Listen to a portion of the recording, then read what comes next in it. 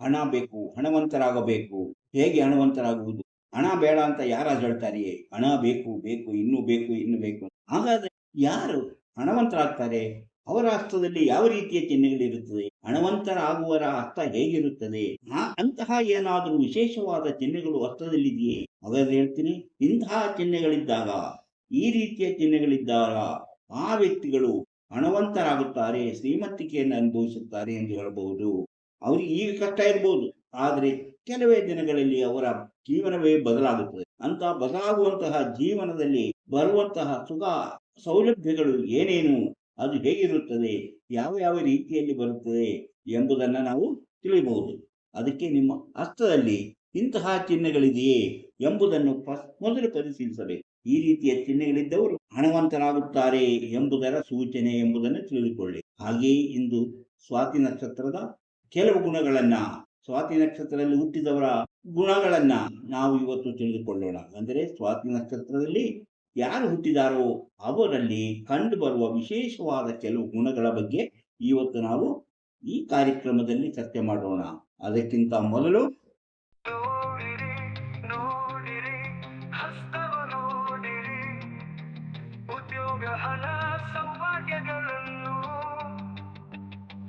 ತಿಳಿಯಲು ನಿಮ್ಮ ಹಸ್ತ ನೀವೇ ನೋಡಿ, ಕೈಯಲ್ಲದು ನಿಮ್ಮ ಜೀವನ.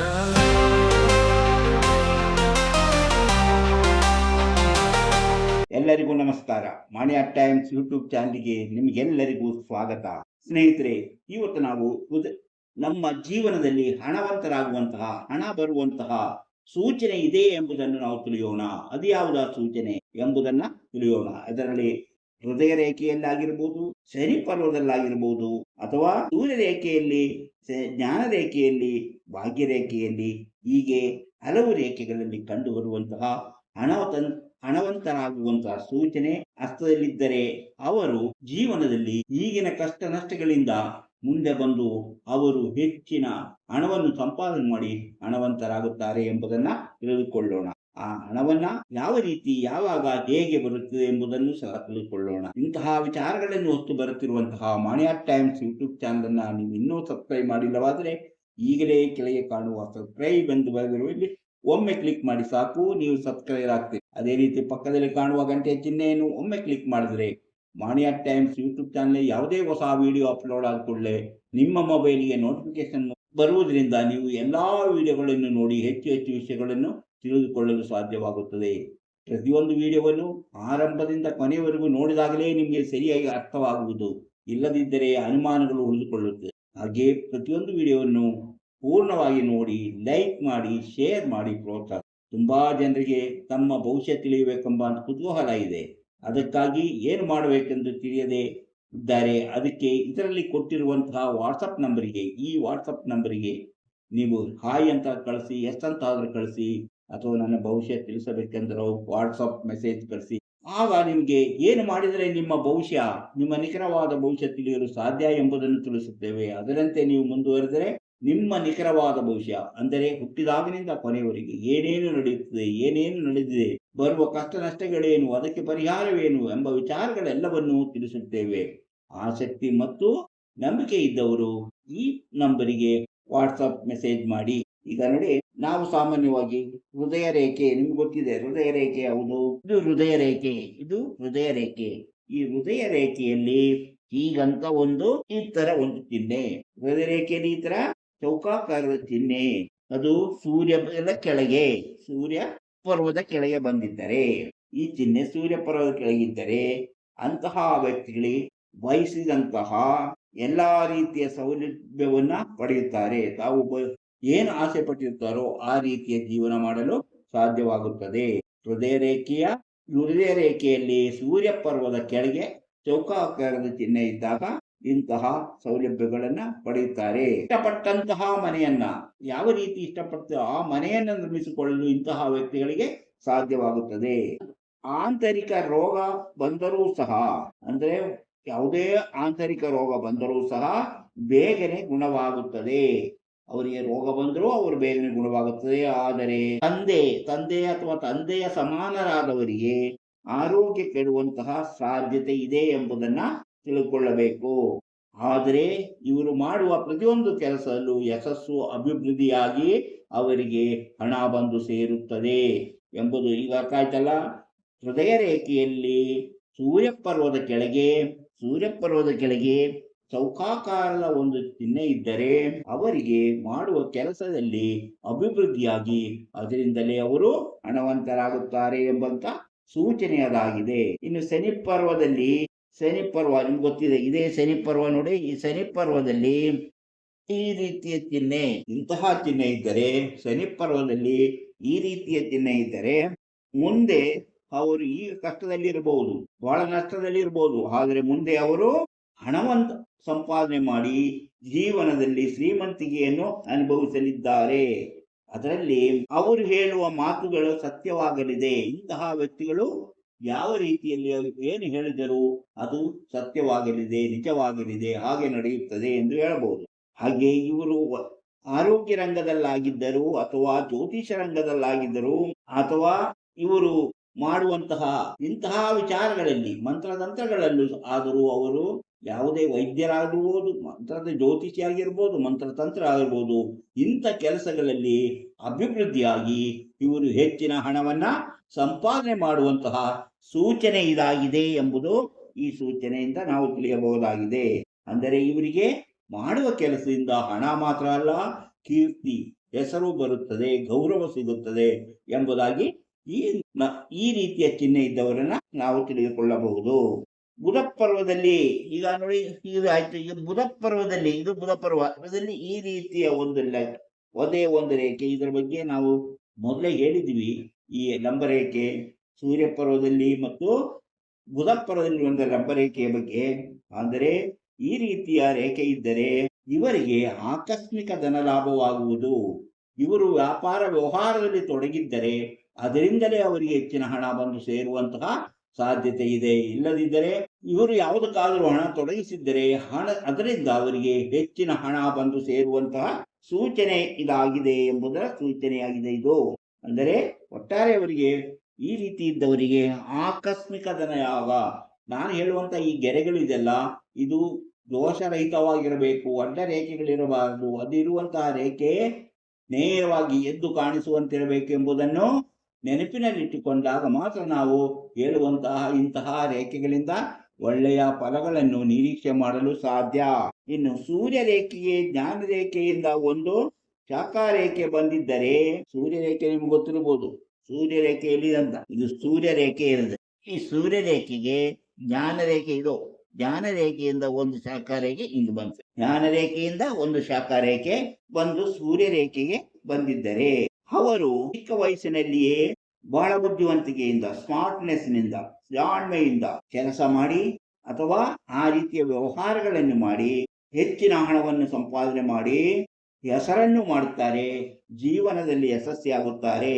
ಇವರು ವ್ಯಾಪಾರ ವ್ಯವಹಾರದಲ್ಲಿ ತೊಡಗುವುದೇ ಹೆಚ್ಚು.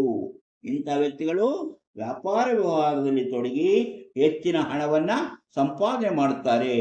ಈಗ ಅವರ ಸ್ಥಿತಿ ಉತ್ತಮಗೊಂಡಿರುತ್ತೆ. ಸಾಮಾನ್ಯವಾಗಿ ಅವರು ಒಂದು 20ನೇ ವರ್ಷದಿಂದ ಶುರು ಮಾಡ್ತಾರೆ. 20ನೇ ವರ್ಷದಿಂದ ಮೇಲ್ಪಟ್ಟು ಅವರಿಗೆ ಹಣದ ಅರಿವು ಹೆಚ್ಚಾಗಿ ಅವರು ಹಣವನ್ನು ಸಂಪಾದಿಸಿ ಶ್ರೀಮಂತಿಕೆಯನ್ನು ಅನುಭವಿಸುವಂತಹ ಸಾಧ್ಯತೆ ಇದೆ. ಅದರಲ್ಲೂ ಅವರು ವ್ಯಾಪಾರ ವ್ಯವಹಾರದಂತಹ ಉದ್ಯೋಗದಲ್ಲಿ ತೊಡಗುವುದೇ ಹೆಚ್ಚಾಗಿ ಕಂಡುಬರುತ್ತದೆ. ಅಂದರೆ ಇವರಿಗೆ ವ್ಯಾಪಾರ ವ್ಯವಹಾರದಿಂದ ಹೆಚ್ಚಿನ ಹಣ ಸಂಪಾದನೆ ಆಗುತ್ತದೆ. ಈಗ ನೋಡಿ, ಭಾಗ್ಯರೇಖೆಯಿಂದ ಹೊರಟ ಬುಧ ಪರ್ವಕ್ಯದಲ್ಲಿ ಬಂದಿದ್ದರೆ, ಭಾಗ್ಯರೇಖೆ ನಿಮ್ಗೆ ಗೊತ್ತಿದೆ, ಈ ಭಾಗ್ಯರೇಖೆ ಇದು. ಈ ಭಾಗ್ಯರೇಖೆಯಿಂದ ಬಂದಂತಹ ಒಂದು ರೇಖೆ ಹೀಗೆ ಯಾವ ಬುಧ ಪರ್ವಕ್ಕೆ ಬಂದಿದ್ದರೆ, ಬುಧ ಪರ್ವ ಇದನ್ನು ಗೊತ್ತು, ಇದು ಭಾಗ್ಯರೇಖೆಯಿಂದ ಹೊರಟ ಒಂದು ರೇಖೆ. ಬುಧ ರೇಖೆ ಪರ್ವದಲ್ಲಿ ಅದರ ಕೊನೆ ಹೀಗಾಗಿರುತ್ತದೆ. ಇದರ ಕೊನೆ ಹೀಗೆ ಕೊನೆಗೊಂಡಿದ್ದರೆ, ಅದರ ಕೊನೆ ಹೀಗೆ ಕೊನೆಗೊಂಡಿದ್ದರೆ ಆರೋಗ್ಯವಂತರಾಗಿರುತ್ತಾರೆ. ಇವರು ಹೆಚ್ಚು ಆರೋಗ್ಯವಂತರಾಗಿ, ಹಾಗೆಯೇ ಇವರು ಆರೋಗ್ಯ ಫೀಲ್ಡ್ ಅಂದರೆ ಮೆಡಿಕಲ್ ಫೀಲ್ಡ್ನಲ್ಲಿ, ಆರೋಗ್ಯ ಇಲಾಖೆ ಇಲ್ಲದ ಮೆಡಿಕಲ್ ಆರೋಗ್ಯಕ್ಕೆ ಸಂಬಂಧಪಟ್ಟ ಯಾವುದೇ ಒಂದು ಉದ್ಯೋಗದಲ್ಲಿ ತೊಡಗಿಕೊಂಡಿದ್ದರೆ ಅವರಿಗೆ ಬಲು ಬೇಗನೆ ಹಣ ಸಂಪಾದನೆ ಮಾಡುವಂತಹ ಸಾಧ್ಯತೆ ಕಂಡು ಬರುತ್ತದೆ. ಅಂದರೆ ಅವರು ಯಾವುದೇ ಒಂದು ಕೆಲಸ ಮಾಡುವುದು ಆರೋಗ್ಯಕ್ಕೆ ಸಂಬಂಧಿಸಿದ್ದು, ಜನರ ಆರೋಗ್ಯ ಮತ್ತು ರೋಗ ನಿವಾರಣೆಗೆ ಸಂಬಂಧಿಸಿದಂತಹ ಆರೋಗ್ಯ ಮಾಡುವಂತಹ ಯಾವುದೇ ಸಮಾಜ ಸೇವೆಯಾಗಲಿ ಅಥವಾ ಆರೋಗ್ಯ ಸೇವೆಯಾಗಲಿ ಯಾವುದನ್ನೇ ಮಾಡಲಿ ಅವರದಲ್ಲಿ ಯಶಸ್ವಿಯಾಗಿ ಹೆಚ್ಚಿನ ಹಣವನ್ನ ಸಂಪಾದನೆ ಮಾಡಿ ಜೀವನದಲ್ಲಿ ಯಶಸ್ವಿಯಾಗುತ್ತಾರೆ. ಅಂದರೆ ಇವರು ಇಲ್ಲಲ್ಲಿ ಹೆಚ್ಚಿನ ಮಾಡುತ್ತಾರೆ. ಅದಂದ್ರೆ ಇವರಿಗೆ ಬೇಗನೆ ಹೆಸರು ಮತ್ತು ಗೌರವ ದೊರೆಯನೆ ಹಣ ಮತ್ತು ಅವರಿಗೆ ಶ್ರೀಮಂತಿಗೆ ಬಂದು ಸೇರುತ್ತದೆ. ಇವರು ದೀರ್ಘಾಯುಸಿರುವಂತಹ ವ್ಯಕ್ತಿಯಾಗಿರುತ್ತಾರೆ. ಇವರಿಗೆ ಸರ್ಕಾರಿ ಕೆಲಸದಲ್ಲಿ ಹೆಚ್ಚಿನ ಸಾಧ್ಯತೆ ಇದೆ. ಕಷ್ಟದಲ್ಲಿದ್ದರೂ ಸಹ ಇವರು ಬೇಗನೆ ಹೆಚ್ಚಿನ ಹಣವನ್ನ ಸಂಪಾದನೆ ಮಾಡಿ ಶ್ರೀಮಂತಿಕೆಯನ್ನು ಅನುಭವಿಸುತ್ತಾರೆ.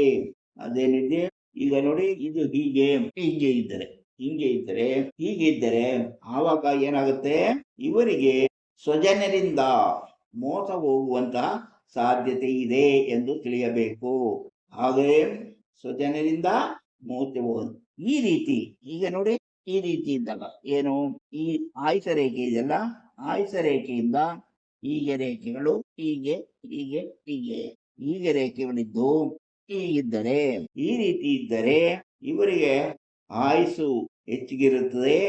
ಹಾಗೆ ಕೆಲಸ ನಷ್ಟವಾಗುವಂಥದ್ದು ನೋಡಿ, ಇಲ್ಲಿಂದ ಬಂದಿದ್ದ ರೇಖೆಗಳಾಗಿದ್ದರೆ ಇವರಿಗೆ ಕೆಲಸ ನಷ್ಟವಾಗುವಂತಹ ಸಾಧ್ಯತೆ ಇದೆ. ಮಂಗಳ 2ರಿಂದ ಬಂದಂತ ಇಂಥ ರೇಖೆಗಳಿಂದ ಅವರಿಗೆ ಆ ಕೆಲಸ ನಷ್ಟ ಮಾಡ್ತಿರುವ ಉದ್ಯೋಗ ನಷ್ಟವಾಗುವಂತ ಸಾಧ್ಯತೆ ಇದೆ.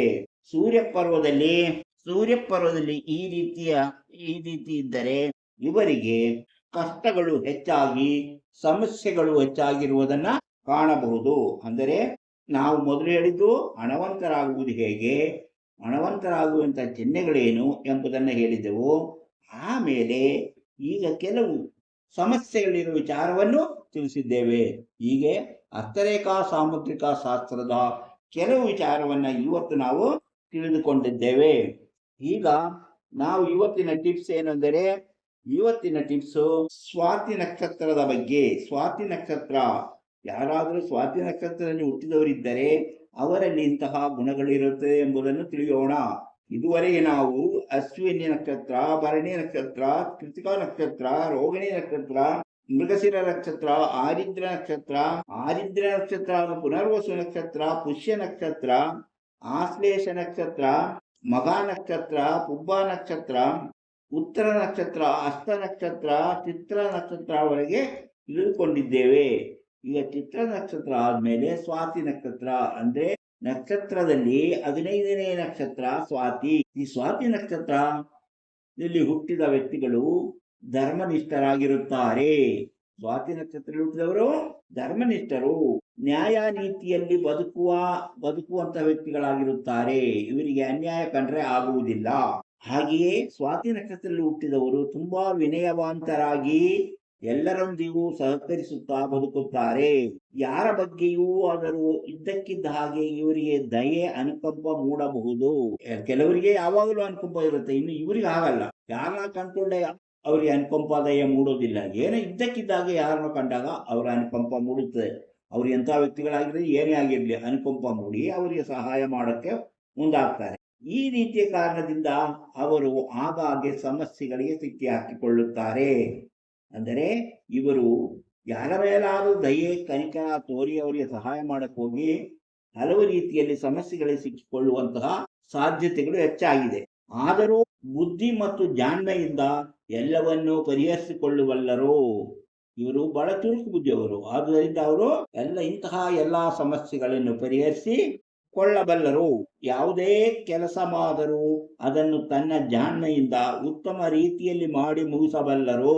ಇವರಲ್ಲಿ ಆಚಾಭಾವ ಹೆಚ್ಚಾಗಿ ಕಾಣಿಸುತ್ತದೆ. ನಾಳೆ ಒಳ್ಳೇದಾಗುತ್ತೆ, ನನಗೆ ಒಳ್ಳೇದೇ ಆಗುತ್ತೆ, ಕೆಟ್ಟದಾಗಲ್ಲ. ಆ ರೀತಿಯಲ್ಲಿ ಅವರು ಪಾಸಿಟಿವ್ ಆಗಿ ಯೋಚನೆ ಮಾಡುವುದೇ ಹೆಚ್ಚು ಅಂತ ಹೇಳ್ಬೋದು. ಎಂತಹ ಪರಿಸ್ಥಿತಿಯು ಹೊಂದಿಕೊಂಡು ಎಲ್ಲಾ ಜನರನ್ನು ಪ್ರೀತಿ ವಿಶ್ವಾಸದಿಂದ ತಿಳಿದು ಗೆಳತನ ಬೆಳೆಸುತ್ತಾರೆ. ಹಾಗೆ ನೋಡಿ, ಆದರೆ ಇವರಿಗಿರುವಂತಹ ಒಂದು ಕೊರತೆ ಏನೆಂದರೆ ಇದ್ದಕ್ಕಿದ್ದಾಗೆ ಕೋಪ ಬಂದ್ಬಿಡುತ್ತೆ, ರೇಗಿ ಬಿಡ್ತಾರೆ, ಅವರೇ ಬೈದು ಬಿಡ್ತಾರೆ. ಆದರೆ ಮರುಕ್ಷಣದಲ್ಲಿ ಅದನ್ನು ಮರೆಯುವ ಗುಣ ಇವರಿಗಿದೆ. ಇವರು ತುಂಬಾ ಸ್ನೇಹಜೀವಿ ಧರ್ಮನಿಷ್ಠರು, ನ್ಯಾಯವಾಗಿರುವಂತ ಬದುಕುವಂತ ಜನರು, ವಿನಯವಂತರು ಆಗಿದ್ದರೂ ಸಹ ಬೇಗನೆ ಕೋಪ ಮಾಡಿಕೊಳ್ಳುವಂತಹ ಸಾಧ್ಯತೆ ಇದೆ.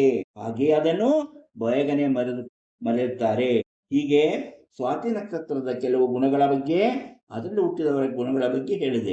ನಕ್ಷತ್ರದ ಪೂರ್ಣ ವಿವರ ಸರಿಯಾಗಿ ತಿಳಿದುಕೊಳ್ಳಬೇಕಂದ್ರೆ ಆ ವ್ಯಕ್ತಿ ಹುಟ್ಟಿದ ಸಮಯ ಮುಖ್ಯವಾಗಿ ಬೇಕು, ಅದೇ ದಿನಾಂಕವೂ ಬೇಕು, ಊರಿನ ಹೆಸರು ಬೇಕು. ಇಷ್ಟಿದ್ದಾಗ ಮಾತ್ರ ಅವರ ನಕ್ಷತ್ರ ಮತ್ತು ಜಾತಕ ನೋಡಿ ಸರಿಯಾದ ಭವಿಷ್ಯ ಹೇಳಲು ಸಾಧ್ಯ. ಹಾಗೆ ಸಮಯ ಮತ್ತು ಸರಿಯಾದ ದಿನಾಂಕ ಇಲ್ಲದಿದ್ದರೆ ಜಾತಕ ನೋಡಿ ಭವಿಷ್ಯ ಹೇಳುವುದು ಸಾಧ್ಯವಾಗುವುದಿಲ್ಲ. ಅಂಥವರು ಹಸ್ತರೇಖಾ ಸಾಮುದ್ರಿಕ ಶಾಸ್ತ್ರದ ಮೂಲಕ ತಮ್ಮ ಭವಿಷ್ಯವನ್ನು ತಿಳಿಯಬಹುದು. ಹಸ್ತರೇಖಾ ಸಾಮುದ್ರಿಕ ಶಾಸ್ತ್ರ ಅಂದರೆ ಅವರ ಹಸ್ತದಲ್ಲೇ ಇರುವಂತಹ ರೇಖೆಗಳು, ಚಿಹ್ನೆಗಳು, ಅದು ಒಂದು ರೀತಿಯ ಭಾಷೆ. ಅಂದರೆ ಹಸ್ತದಲ್ಲಿರುವಂತಹ ಭಾಷೆಗಳು ಅಂದ್ರೆ ಒಂದು ಲಿಪಿ. ಆ ಲಿಪಿಯ ಮೂಲಕ ಅವರ ಭವಿಷ್ಯವನ್ನ ತಿಳಿದುಕೊಂಡು ಹೇಳಲು ಸಾಧ್ಯ.